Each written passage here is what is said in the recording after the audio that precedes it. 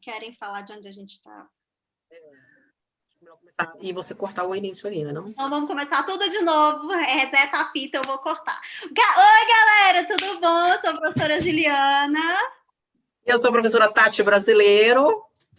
E hoje a gente convida a Thaís, que é linda, maravilhosa, perfeita, inteligente, e é minha prima. Como eu disse, para entrar na minha família tem que ser bonita e inteligente, qualquer que seja o meu círculo.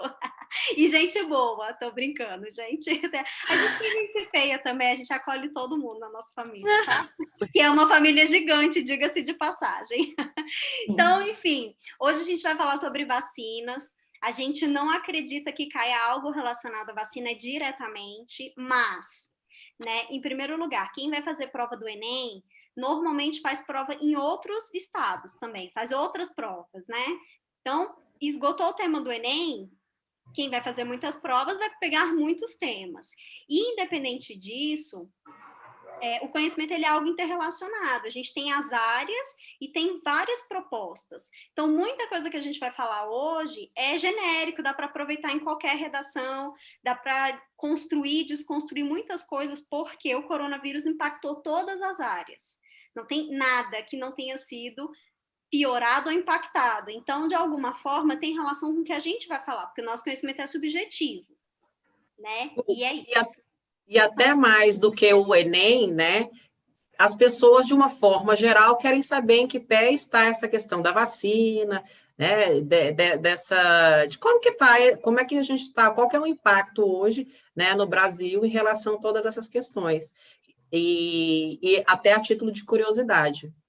E de impacto na vida, né? Eu tenho um instrutor de academia que toda vez que eu chego lá é muito engraçado. Ele fala assim, gente, vai fechar tudo, vai fechar a academia, vocês não estão entendendo. No carnaval o cara tá em pânico, já tem muito tempo. Então, assim, por quê? Porque quanto mais você assiste, quanto mais informação você tem, dependendo da fonte, chega uma hora que você está confuso, você não sabe mais em que pé tá, né? Então, a gente vai falar sobre vacina. Acredito que você possa usar em vários momentos, não só diretamente com o coronavírus.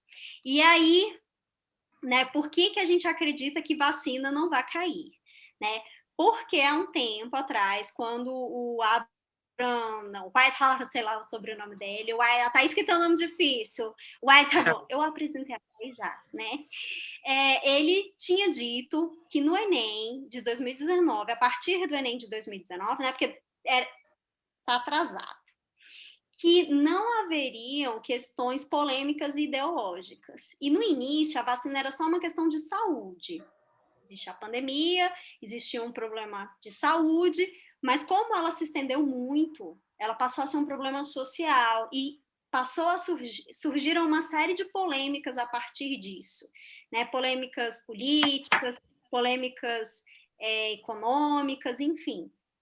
Polêmicas da forma como a vacina tem sido tratada no Brasil, que são questões que a gente não espera entrar, né? Mas por ter virado um tema polêmico e não mais só um tema de saúde, a gente não acredita que vai cair diretamente, apesar de que na argumentação de outros inúmeros temas, né, inclusive no tema que nós abordamos ontem, que foi saúde mental, a gente falou sobre corona, né? Porque era um tema que estava interrelacionado e qualquer outra desigualdade social houve uma piora, de uma maneira geral. E aí a Thaís, que é a nossa convidada, é linda, ela só tem cara de anjo, gente, ela é um anjo completo, não é só a cara, tá? Ela vai falar sobre vacinas, ela é doutoranda em imunologia, não tem nem idade, mas é doutoranda em imunologia, o povo na minha família é precoce, gente. É um bebê, é um bebê. Inteligente sempre foi, é o orgulho da titia. Brincando, ai que coisa breve. Vou cortar essa parte da live também. Vou cortar, viu? Essa eu vou cortar. Então, muito bem. Então, a gente não acha que vai cair vacina, não acha que vai cair um tema muito polêmico, como nunca caiu.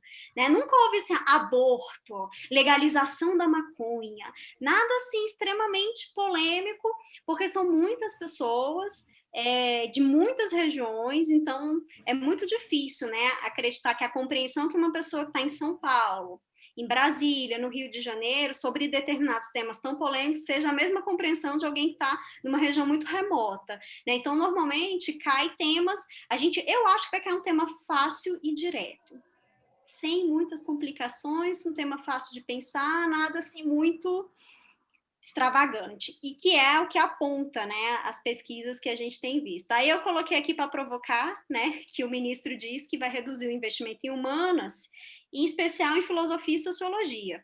E aí saiu recentemente, né, Ju, e até em relação a essa questão da polêmica, em relação também à questão do perfil, que são, assim, é claro que tem adultos fazendo a prova também, né, almejando aí um outro curso superior, mas na maioria são jovens. Então, assim, 95%. então, que vão, então, assim, então é um tema que seja debatido também nesse sentido dos jovens, né, de não provocar toda essa ideologia, essa polêmica, então tem a ver também a questão do perfil de quem vai fazer a prova. Tem, com certeza tem. Então, vamos para a filosofia, né? A importância da filosofia. Então, no mundo ela é muito importante e não deve cair um tema tão filosófico também, pela pegada que vem, vai ser um tema mais normal, entre aspas, né? Se é que existe tema normal e tema não normal. Muito bem. Thaís, linda e maravilhosa, como está a situação das vacinas no Brasil? Fala para esse público lindo. Sai em janeiro, sai em julho, sai em outubro, sai ano que vem, vai ser feita pelo Internacional, vai ser feita por um instituto, enfim, brasileiro. Como que está essa história? Me conta. Então, essa história tá um pouco complicada, né? Tá rolando, que nem você falou, é um assunto meio polêmico, tá rolando muita politicagem em cima disso.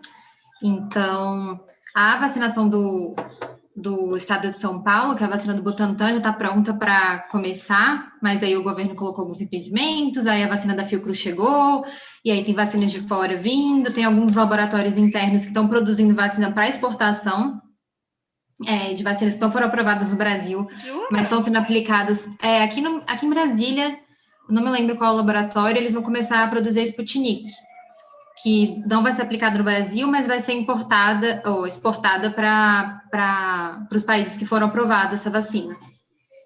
E pois é, né? E tá um pouco complicada a situação. Começou, além das doses das vacinas que a gente precisa, tem todo um aparato que é necessário de equipamento de proteção individual, de seringa, de algodão, de um monte de coisa que você precisa para aplicar a vacina, e que, como é uma demanda muito alta desses EPIs, você não necessariamente tem de fácil acesso, então também está sendo um problema essa questão das seringas.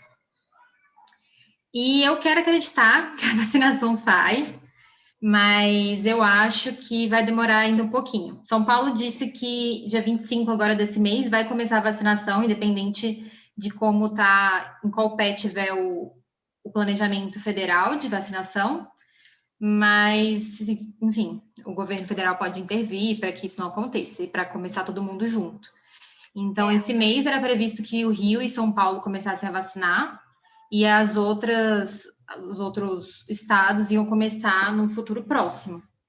Mas, primeiro que a gente, pelo menos nós três, seremos vacinadas daqui a muito tempo, porque na ordem dos grupos a gente está lá atrás.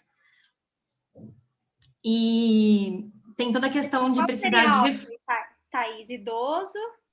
Não, acho que o primeiro, se eu não me engano, o primeiro grupo são os profissionais de saúde. Da saúde. E os profissionais que estão na frente. Aí depois são os idosos. Aí os idosos têm faixas de idade, então não é todo idoso. Aí acho que é acima de 80 anos primeiro, e aí depois vai diminuindo a idade, e aí a gente, sei lá, a última prioridade, porque a gente é jovem e não trabalha diretamente com saúde, então vai demorar um pouquinho para a vacina chegar na gente, mas a taxa de mortalidade, de complicação é muito maior nas pessoas que têm uma idade mais avançada, então como elas vão ser vacinadas primeiro, é provável que tenha uma diminuição de procura de hospital e de ocupação de leitos. E aí isso é bom, porque às vezes em alguns países aconteceu de entrar em colapso e você não ter o leito para atender a pessoa, né? Que seria um problema resolvível, uma complicação resolvível, mas a pessoa não tinha acesso ao leito. Então, com menos pessoas procurando e mais leitos disponíveis, a coisa fica um pouco mais manejável. Mas ainda assim é uma doença complicada. E o que pode acontecer, que pelo menos para mim eu acho que é uma das minhas maiores preocupações, é que o corona é um vírus, né? E para esse vírus mutar, ele precisa estar dentro de um hospedeiro. Então, enquanto eles estão vacinando esses grupos prioritários, os idosos, os médicos, enfim, outras pessoas que não estão vacinadas ainda vão pegar essa doença, vão desenvolver a doença e depois vão passar para frente, ou o que seja, e aí você acaba gerando novas cepas do vírus, e essas novas cepas podem não ser abarcadas na vacina. E aí você tem uma cepa que a vacina não funciona para ela. E aí você tem que voltar e fazer algumas alterações na vacina para aquela cepa ser atingida também pela vacina. Então, isso é uma complicação, porque daí você pode vacinar um grupo e aí você tem que mudar alguma coisa na vacina. Tem um monte de vacina pronta. Exatamente. Tem uma demanda imensa de vacinas e... Aconteceu já, se eu não me engano, foi na África do Sul, que teve uma cepa que apareceu que a vacina não funcionava para ela. E aí eles fizeram algumas alterações na vacina e já lançaram outra, porque quando você tem o vetor da vacina, quando ela já está meio quase pronta, as alterações são fáceis, digamos, de serem feitas. Uhum. Então, eles conseguiram fazer as modificações e liberaram uma vacina que abarca essa nova cepa, mas ela não chegou aqui no Brasil ainda, eventualmente vai chegar. Thaís, então, quanto antes se começa esse processo de vacinação, né, a tendência é a gente minimizar a situação. E aí a pergunta, assim, então, se de repente, então, a gente retarda demais esse processo e começa a aparecer essas cepas que você colocou aí, essas vacinas se tornam obsoletas? Não funcionam mais ou reestrutura essa vacina dentro do... Você reestrutura essa vacina. Ela continua funcionando para as outras cepas, mas para aquela específica, não. E aí... você consegue reestruturar e fazer algumas modificações e a vacina voltar a ser eficaz para todas as cepas que a gente tem conhecimento que existe. Mas quanto mais rápido começar, melhor. E o melhor é que fosse realmente uma coisa mundial, que as pessoas vacinassem em massa no mundo inteiro, para não acontecer isso, de você vacinar algumas pessoas e aí outras pessoas ainda terem contaminação e gerar uma mutação e aparecer outra cepa e ficar toda hora nessa mudança de vacina e tendo que ir atrás. Então, isso é um pouco complicado. E aí, como é uma doença com uma letalidade considerável, é uma coisa preocupante, porque a gripe, por exemplo, todo ano tem uma vacina nova porque ela é absurdamente fácil de ser mutada, então todo ano você tem novos tipos de gripe, novos tipos de vírus, e aí todo ano você toma vacina para alguns tipos específicos, não para todos. Por isso que você continua ficando gripado depois você toma vacina da gripe. Você não vai pegar aqueles tipos que você já foi vacinado, mas vai pegar outros, e tem, enfim, dezenas, centenas de tipos de gripe por aí. Mas aí, como gripe não é uma doença que mata tanta gente, então não é tão preocupante, e aí eles vão fazendo isso, de cada ano vai desenvolvendo uma vacina nova, e aí você vai aplicando nos grupos de risco, principalmente, e vai levando. Mas no caso do corona, isso já é um pouco mais complicado. É mais complexo do que a gente imaginava, né? Tem toda uma logística, porque as pessoas ficam, a vacina, aí... Ok, tem a vacina, mas não é só isso. Tem uma grande logística para vacinar em massa. Depois que começa a vacinação, ainda tem uma série de mutações que precisam ser, né, ali controladas e refeitas. Viu como não é tão simples quanto as pessoas imaginam?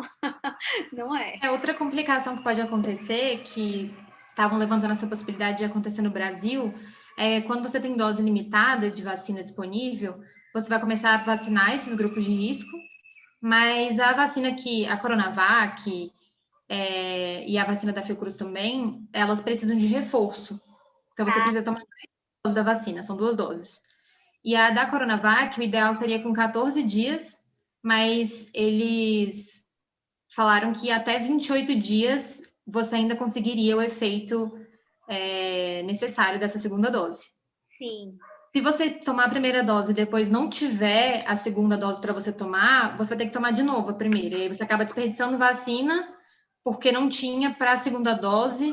Então tem que ter toda uma logística para as pessoas que tomaram a primeira dose conseguirem tomar a segunda, para você não ter perdido aquela primeira dose, ter vacinado alguém em vão. Depois ter que gastar mais vacina, que já são poucas, para vacinar a pessoa de novo. A da Fiocruz, eles falaram que você pode esperar até 3 meses para fazer o reforço. E aí isso dá uma janela maior para você conseguir ajustar essa logística. Porque imagina, 14 dias, gente, é uma loucura, né? Essa é a questão, não é tão simples como a gente imagina, né? Assim, a logística realmente é bem, bem complexa, né? Agora que as vacinas são muito importantes, elas são muito importantes. Hoje tem 7 bilhões de pessoas na face da Terra, em parte, né? Por outros N fatores, mas assim, em parte, porque houve um controle maior, né? A gente, pensando na redação, pensando em argumento, pensando o que você pode colocar nas redações, as revoltas, de uma maneira geral, revolta da República, revolta da vacina, revolta, enfim, né, do cangaço, todas essas revoltas, em algum momento elas podem ser usadas, porque é um comportamento social, né? A da vacina, então, foi muito marcante, né? Porque as pessoas se sentiram obrigadas a tomar aquilo, elas não enxergavam na época o benefício, né, de você controlar doenças e erradicar doenças.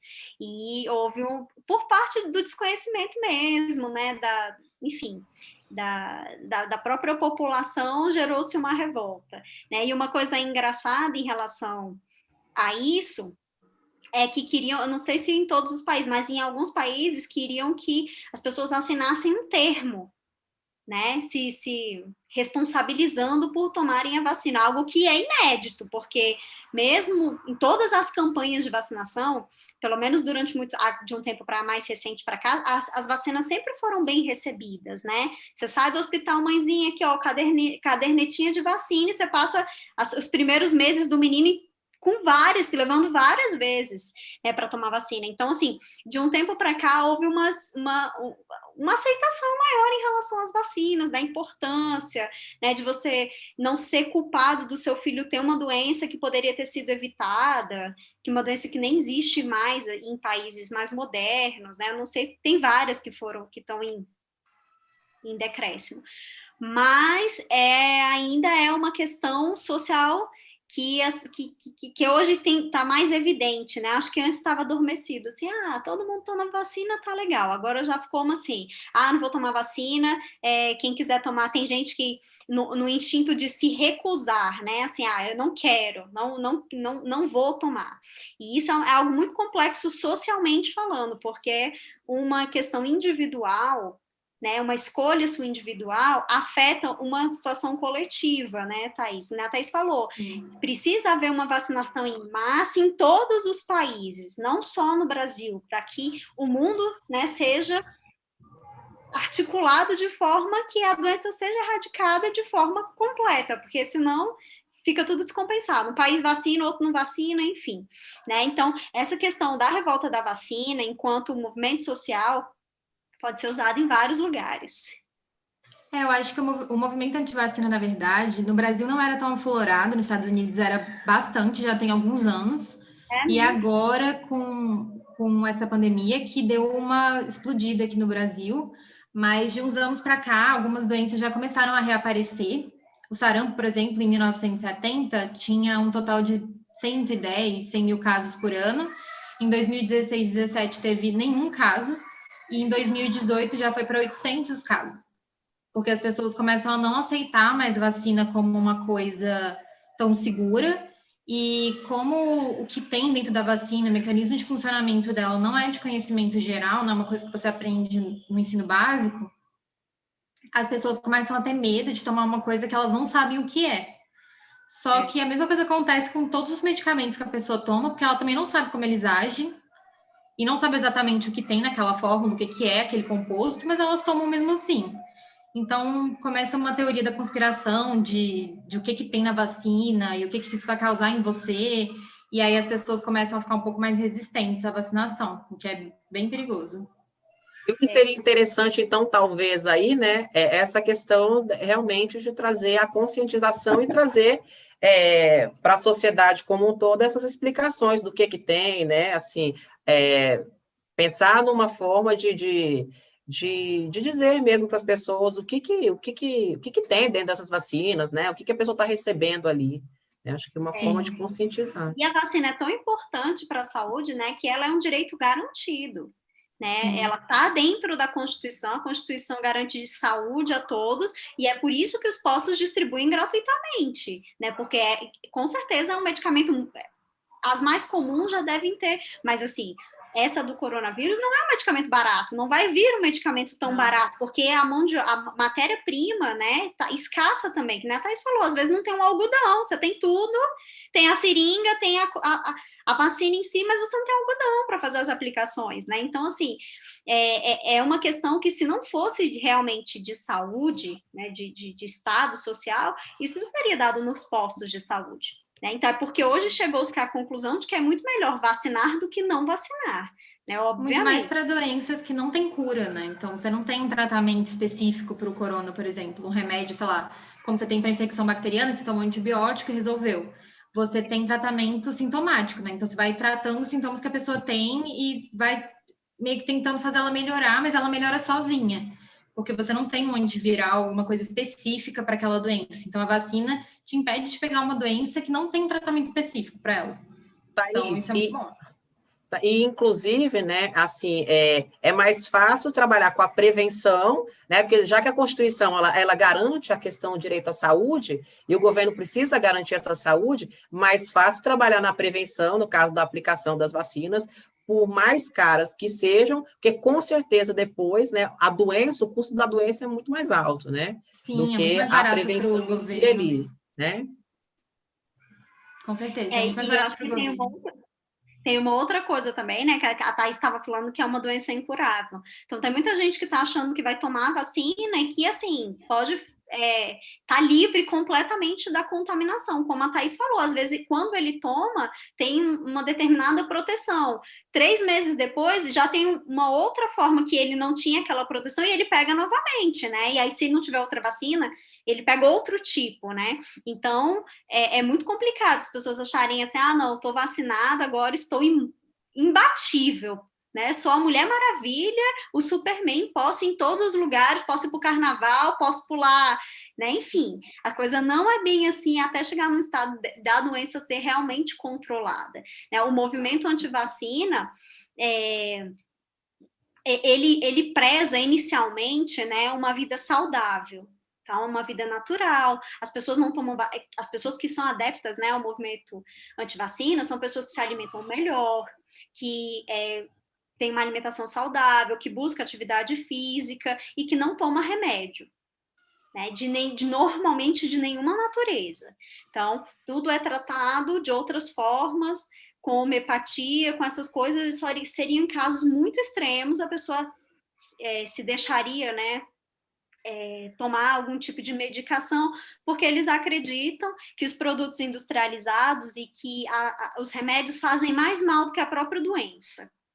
Então, seria um estilo de vida saudável, né? Só que esse estilo de vida saudável, ele tem um impacto social, né? Que nem a Thaís falou. Uma doença que nem o sarampo, que passou décadas sem ninguém ter nenhuma manifestação, já tem 800 casos recentemente. Então, já tem um aumento. Né? E, enfim, é um estilo de vida, mas é um estilo de vida que impacta as outras pessoas, como todos os outros estilos de vida, né? Enfim, era isso que eu queria falar. Sobre o que você falou da vacinação, da pessoa depois sentir que está protegida, até contra cepas que a vacina protege, que a gente tem uma reação imediata do corpo contra qualquer coisa externa que você aplica, ou, enfim, né, o que entra em você, mas para gerar a resposta que é desejada com a vacina, que é uma resposta de memória, que seu corpo vai ficar treinado, entre aspas, para combater aquilo, você demora por volta de 14 dias para gerar essa resposta. Então, você tomou a vacina agora, você tem que esperar 14 dias para gerar essa resposta, para aí sim você se considerar imune. Enfim, ainda tem que tomar a segunda dose, esperar 14 dias da segunda dose, para você se considerar imune e achar que você pode sair por aí. Isso sem considerar as cepas resistentes. Thaís, até porque nem tem estudos ainda comprovando o tempo de imunidade que a gente tem após tomar essa vacina, né? Sim. Ou tem algum estudo? Acho que não tem, né? Ainda não se sabe, né? Nunca vi especificamente. Porque tem vacinas, por exemplo, que você toma de 10 em 10 anos, né? Tem vacinas Sim. que têm uma certa frequência. Então, não se sabe nem por quanto tempo você ainda estaria protegido depois de passar pelos 2 ciclos da vacina. É complexo. Sim. Eu quero só deixar um dado muito lindo, que aqui, ó, que a OMS considerou, né, que a resistência a tomar vacina hoje é uma das 10 maiores ameaças à saúde mundial. Então, você parar de prevenir doenças que não aconteciam mais, que são doenças graves, de tratamento difícil, e você voltar a ter esse tipo de doença porque a pessoa... Enfim, o movimento antivacina tem vários argumentos do porquê que eles não tomam vacina, eles associam vacinação a autismo e várias coisas do tipo. Mas isso é super perigoso. E super perigoso não necessariamente para a pessoa que não tomou a vacina, porque você pode ser vetor da doença para outra pessoa, uma pessoa que não pode tomar vacina. Então, pessoas imunossuprimidas, que fazem tratamento para transplante ou que fazem uso de quimioterápicos há muito tempo, elas não têm o sistema imune funcionando como eu e você. E aí, muitas vezes, essas pessoas não podem tomar vacina, e aí elas continuam protegidas porque todo mundo tomou vacina, então aquela doença não perpetua e não vai chegar nessa pessoa que não foi vacinada. Mas com muita gente não sendo vacinada, essa pessoa vai acabar sendo contaminada por uma decisão que não é dela, ela realmente não pode tomar a vacina. É o medo de muita gente, né? Às vezes a pessoa, não tenho medo de pegar o corona, de ser contaminado. Mas e se eu for assintomática? E se eu passar para o meu pai, para minha mãe, e eles falecerem, né? É uma culpa muito grande que muitas pessoas sentem, né? Às vezes não só por si, mas pelo impacto que elas vão causar nas outras pessoas. Que o movimento antivacina não tem essa consciência, de uma maneira geral, né? Na verdade, eu acho que o movimento antivacina começou com um estudo, né, de um médico, que é de 1998, em que ele sugeria que a vacina tríplice causaria aumentaria o índice de autismos, né, de casos de autismo. Então, a partir daí, houve meio que uma deturpação do estudo dele, e aí criou-se, né, vacina causa autismo, vacina causa uma série de problemas intelectuais, mentais e físicos. E foi a partir daí que eu acho que o movimento antivacina ganhou mais força, né? Sim, começou nesse caso, na verdade. E o que eu acho engraçado, até há pouco tempo atrás tive uma discussão desse gênero, que a gente tem muitas pessoas que quando vem um estudo científico se apegam àquilo de forma, sei lá, né? Cabal, né? A única resposta. Exatamente. E aí, depois dessa publicação desse médico, vieram várias publicações mostrando que não tinha nenhuma relação entre vacinação e autismo, a pessoa ter ou não autismo, que não era daí que vinha, que, enfim, eram outros fatores que determinavam se a pessoa teria ou não. Mas esses estudos que vieram depois, mesmo sendo estudos completos, embasados, de instituições confiáveis, esses estudos não foram levados em consideração. E aí continuam nesse estudo inicial de que causa autismo. Que é uma tese que já foi derrubada, né? Que já foi provada cientificamente que não tem fundamentação, mas o que ficou marcado é o... Sim. Aí entra a questão, mas aí é que entra a questão, até na conclusão lá do texto, da redação, na questão da proposta de intervenção, isso entrar como uma possível proposta, né? Da questão de informar mais as pessoas acerca desses artigos científicos, porque muitos também estão em inglês, né? Em outra língua, não na nossa língua materna, e isso dificulta o acesso também. Né? Então, de pensar também nessa questão de trazer mais esses artigos, é uma das propostas de intervenção, de trazer mais essa conscientização e essa informação, de fato, né, para o público. As fake news... As fake news... Eu ia falar... Pode falar, vai. As fake news e essas notícias alarmantes, elas só são combatidas com conhecimento real. É que nem a Thais falou, olha, a gente não estuda sobre vacinas no ensino fundamental e médio, e realmente eu não me recordo. Não, a gente realmente não estuda. Não me recordo. A gente não estuda nada sobre imunologia no ensino fundamental e médio. Então, É uma proposta de intervenção, né? Colocar Colocar esse ensino.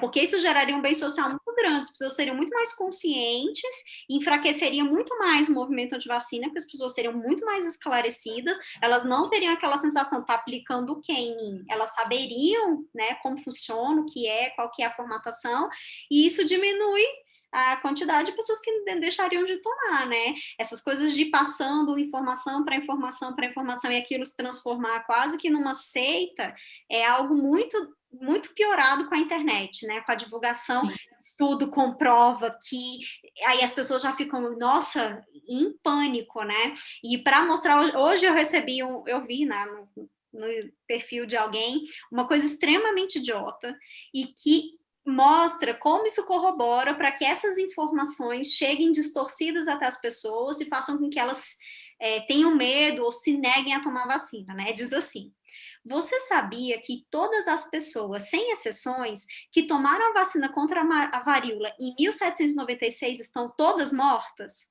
Claro!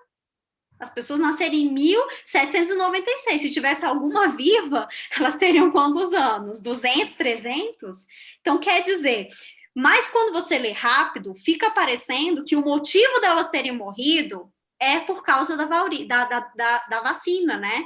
Elas morreram, óbvio que elas morreram, elas nasceram há 2 séculos atrás, então ninguém viveu tanto tempo assim. Mas se você dá uma passada de olhada rápida, fica parecendo que quem foi vacinado contra a varíola morreu.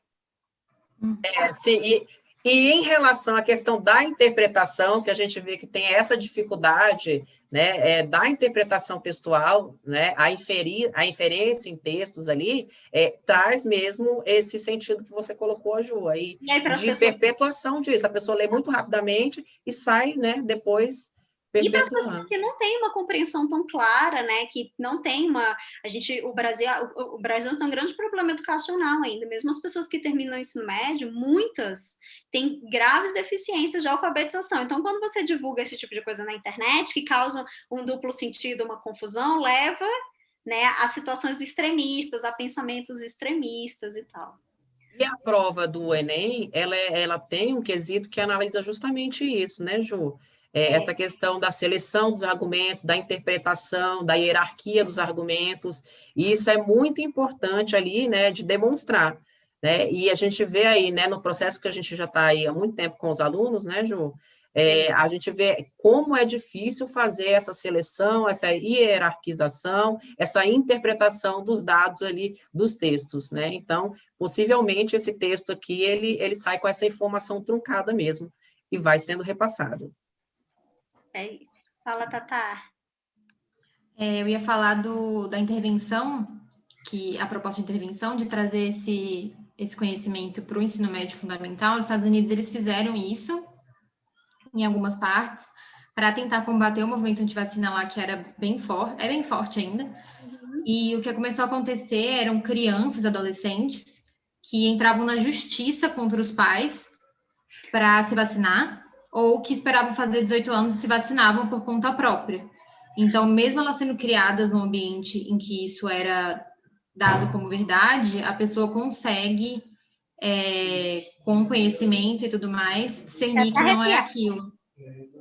Fiquei até arrepiada. O conhecimento é libertador, gente. O conhecimento liberta as pessoas das opressões que elas sofrem. E eu queria... Nossa, fiquei arrepiada, sério. É muito lindo, né? A pessoa ter o poder de decisão baseada em informações que muitas vezes as pessoas mais velhas se negam, né, a dialogar sobre. Tem posições muito radicais, né, e não só em relação à idade, mas em relação à pessoa, ao tipo de pessoa, né, enfim. A proposta de intervenção ficaria muito legal, sairia um pouco do senso comum, porque todo mundo vai dizer, o governo tem que fornecer vacinas para as pessoas. Isso a gente já sabe, né? Se caísse alguma coisa parecida. Então, a questão, assim, do cerne ser relacionado à educação, né, de politizar as pessoas, de educar as pessoas, de levar conhecimento sobre um problema real e de saúde, para a gente incrível. Inclusive, né, Ju, propostas de intervenção que já são feitas, né, que já existem, elas não são consideradas como proposta, elas serão zeradas, né? Então, se já é uma coisa se já é algo que já é feito, não entra como proposta, É, a tá? mesma coisa. Que a ideia é a E lógica, né? deveria existir vacinas nos postos de saúde. Que Sim. já aconteceu, né? Talvez uma intensificação, melhores campanhas, uma melhor logística é uma coisa, mas você propor algo que já acontece, é que nem a Tati falou, não é considerado nem proposta de intervenção. Né? Vai ser anulada, né? Tá. Não funciona. E chamando a luz para o texto, mais ainda para o texto, eu trouxe a voz de dois grandes personagens, né? Um é o Gilberto Freire e o outro é o Emily Durkheim, que o povo gosta muito de usar Durkheim nas redações, o Gilberto Freire nem tanto, então dá para usar tanto, né? O Gilberto diz o seguinte: o ornamento da vida está na forma como um país trata suas crianças. Então, essa frase aqui pode ser colocada em educação, em saúde, que nem a Thaís falou. As crianças tiveram um tratamento diferenciado, então elas têm um processo de consciência diferenciado. Né? Então, cabe em educação, cabe em saúde, cabe em quase todos os temas, porque as grandes mazelas sociais, se elas fossem erradicadas, né, principalmente na infância, elas promovem uma mudança social mais drástica, mais rápida, né, mais consistente do que numa pessoa que já está, né, no final da vida, por exemplo. Então, essa aqui é uma citação coringa, que ela é outra, Tati. E aí, antes de ler a outra, é só dar uma dica aqui também. Assim, algumas pessoas já vão aí, deixa eu anotar essa citação aqui. Se você só colocar a citação e ela não estiver articulada ao texto, você não vai receber ponto, né, como argumento de autoridade ali. Que é, Tati, o que a gente vê muito, né? Os alunos que tiram 600, 500, que é o grande grosso de quem faz o Enem, não tira nem 700. Isso aqui é bem a verdade. Desses 6 milhões de pessoas que vão fazer, umas nem sei quantas, tem os dados estatísticos que, assim, 60% são redações muito razoáveis, muito regulares, e tem ali uma faixa de uns 30% de redações medianas e 10%, menos de 10% de redações de 900 a 1.000. O né? que é isso? Então, assim, às vezes eles decoram algumas citações, não entendem, né, o que está sendo colocado ali, não criam relação com o cotidiano. Né? Quando eu olhar para uma criança, eu vou lembrar do Gilberto Freire, vou falar assim, a mudança começa na forma como o país trata elas. Eu não preciso usar as mesmas palavras e ficar preocupada. Eu sei que é um pensamento dele, né? Então, enfim, aí ficam colocando citações que não cabem, que não tem a ver com o tema, que não tem a ver com a argumentação que está sendo desenvolvida, fica um negócio pulando solto ali, né? Porque ele sabe que ele tem que colocar um autor, então ele quer colocar um autor, mas isso tem que estar dentro da construção, da coesão do texto. É o que a gente chama de repertório legitimado. Então, o repertório ele é legitimado, porém, ele tem que estar pertinente ao tema e articulado à discussão, tá? Para você conseguir realmente tirar um 5. Então, se você pega aqui, né, Durkheim, a sociedade é um corpo biológico, assim, todas as classes devem interagir e cooperar para a coesão social. Tá, mas e qual que é a sua opinião em relação a isso, em relação à problemática que você está discutindo no texto? Exatamente. É pertinente ao tema educação, ao tema saúde, mas é pertinente ao assunto que você traz dentro do texto, né? Ao ponto de vista que você quer defender dentro do texto, porque se não tiver aí essa articulação, você não vai ganhar, né, o seu ponto de repertório legitimado. E também tem isso, né, Tati? Essa citação, ela cabe em todos os temas. A sociedade é um corpo, né? Que aí ele usa o biológico, porque tem a ver com as pessoas, e todas as classes devem interagir e cooperar. Todas as classes devem interagir e cooperar para diminuir os problemas sociais. Então, assim, você tem que linkar, porque senão fica muito abrangente, né? Então, você tem que estar no caso específico de tal coisas, tem que fazer uma relação e puxar para o tema como as pessoas poderiam cooperar, né? Aqui essa frase é muito linda, corpo biológico. Eu nunca tinha, oh, meu Deus, a sociedade é um corpo biológico. Muito bem. Tati, acho que eu não estou te escutando agora. Não, eu não falei, não. Pode descer, pode descer, pode descer. Então, muito bem. Esses são alguns dos nossos argumentos. E aí, Tatá. Quadro futurístico, Mãe Tatá. Responda-nos. Porque as pessoas estão achando que o corona vai acabar e acabou o mundo, não tem mais doença, né? Então, provavelmente, ainda devem ter muitos surtos, muitas epidemias e muitas pandemias no futuro. Sim, na verdade a gente escapou de algumas há pouco tempo. Já era previsto que ia acontecer isso, que eventualmente algum vírus, alguma doença ia virar uma pandemia e seria um problema global de saúde. E muitos que foram apostas de que isso ia acontecer, tipo Ebola, acabou que deu certo e o negócio não foi para frente. Então, o corona não era esperado que fosse especificamente o corona, mas já era esperado que essa pandemia acontecesse por agora. E também é bem provável que aconteça isso no futuro, não só com vírus tem um viés porque a contaminação é muito fácil e a mutação é muito fácil, mas você pode ter surtos de infecção bacteriana, de bactérias resistentes, que você não tem um tratamento, não tem um antibiótico para aquela bactéria ainda. Você pode ter várias doenças causando esses surtos e, enfim, que vai gerar uma epidemia, vai gerar uma pandemia e vai virar um problema global de saúde. O ebola, em algumas regiões da África, ele foi endêmico muitos anos, né? Foi assim, eu acho que foi um médico, né, que assim, já trabalhava há 40 anos com o ebola, com esse problema de saúde. Então, assim, o ebola foi um problema muito grave, né? E a gente tem uma questão social também relacionada a esses surtos e essas pandemias, porque quando eles atingem povos do primeiro mundo, tem uma característica. Quando eles atingem povos que são considerados subdesenvolvidos, como é o caso da África, né, que teve um surto muito grande de ebola, ele tinha tem áreas que tem muita contaminação de ebola, ainda tem, né? Então, a doença dura 40 anos, 30, 40 anos. Né? Não é só uma questão de saúde, é uma questão também social. Né?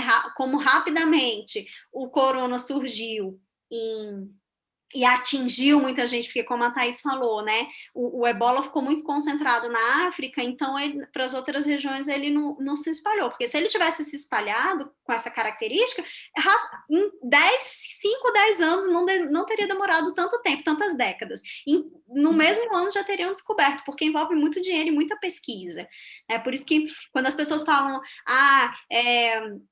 são contra a pesquisa ou também não têm uma compreensão da importância da pesquisa, né, para um país, para o desenvolvimento de uma nação, para a solução dos problemas na face da terra, das sociedades, está relacionado com isso, né, que só é possível construir coisas diferentes e atacar determinados problemas se a gente tiver pesquisa, se tiver academia funcionando. Sim. A OMS tem uma lista de doenças negligenciadas. Olha! Que são doenças que deveriam ter mais atenção do que tem, normalmente são doenças de países subdesenvolvidos. Nessa lista tem a dengue, lepra, tem doenças que não acometem os países ricos, então não tem uma cura ou uma vacina super eficaz, mas são doenças importantes. E aí tem umas doenças que a gente brinca que são tão negligenciadas que não estão nem na lista de doenças negligenciadas. E a pesquisa é super importante porque você gera todo um espaço, né? Então, esse cara trabalhou 40 anos em cima do ebola. Tem várias doenças que as pessoas já estudam, não são doenças tão impactantes assim, mas se a doença tiver alguma mutação, alguma diferença e ela começar a cometer uma população maior, você vai ter pesquisadores que estavam ali estudando essa doença antes, já entendem como funciona a infecção e que conseguem ajudar esse andamento da cura, da vacina, do que for.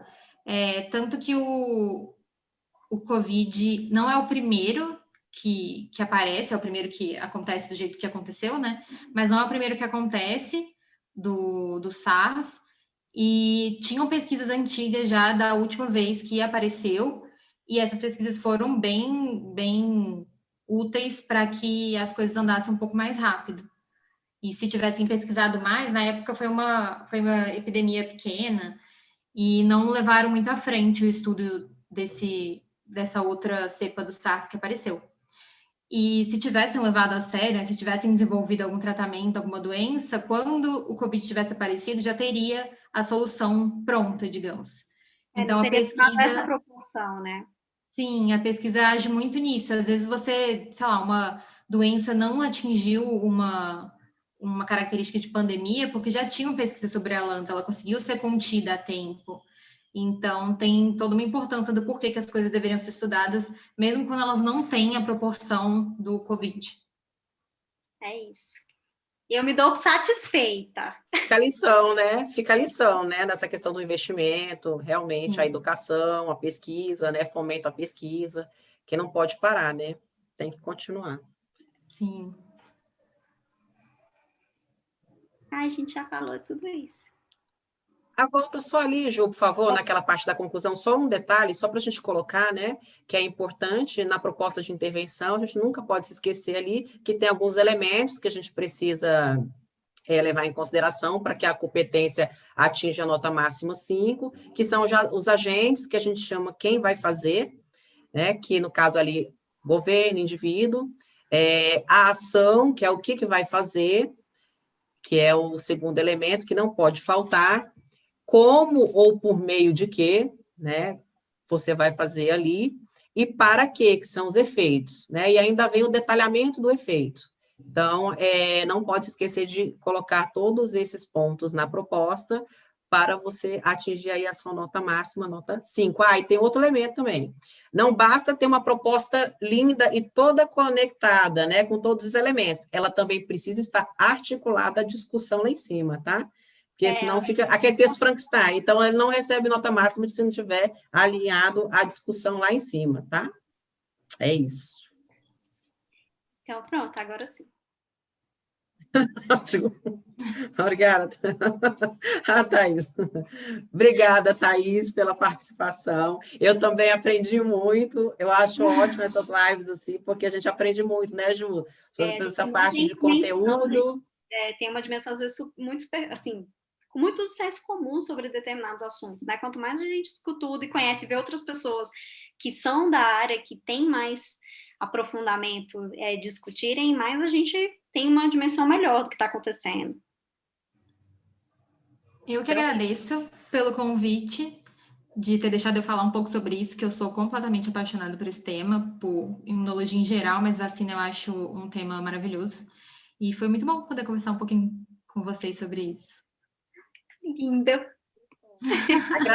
Agradecemos também aos nossos ouvintes aí, alunos, que estão com a gente aí nas lives da semana. Então, essa semana nós estamos com uma semana diferenciada, live todos os dias, em ritmo de Enem, né?